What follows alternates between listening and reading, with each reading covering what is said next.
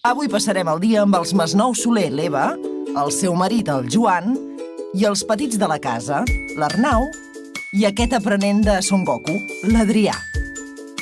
El nostre dia a Banyoles comença amb un viatge en el temps. Bé, benvinguts al Parc Neolític de la Draga.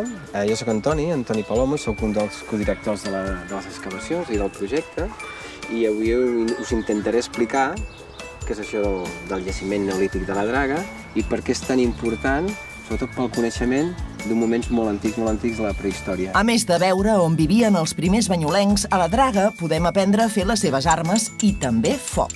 Col·locarem aquí dins i potser m'haureu d'ajudar vosaltres. Va, nois! Poca bufeta teniu, Amb força! Què heu menjat avui? Va fort. És que ja no hi arribo. Què us sembla? Amb la satisfacció d'un foc ben fet, seguim la nostra visita per a aquest jaciment. Moltes gràcies. Adéu. Merci. Adéu, que vagi bé. Avui farem una sessió de caiac aquí a l'estany de Banyoles. Esperem que us agradi molt. Llavors ens hauríem d'anar a canviar de roba per poder fer l'activitat. O sigui, només he de girar amb aquesta? Sí, només amb la dreta.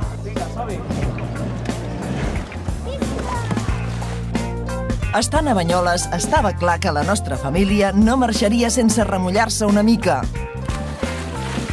Les aigües tranquil·les del llac fan que iniciar-se al caiac o al piragüisme sigui molt fàcil, fins i tot per als més petits.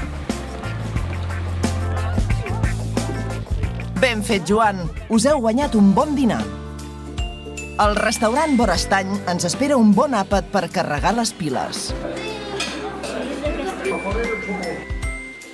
Després de dinar, coneixerem tota una celebritat de Banyoles. El tren Pinxo, que fa un recorregut pels voltants de l'estany i pels indrets més emblemàtics de la ciutat.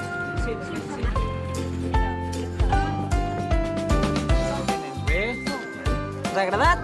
Ara en bici? Doncs va, a pedalar. Aquesta família encara té corda per estona. Doncs a pedalar, que hi falta gent.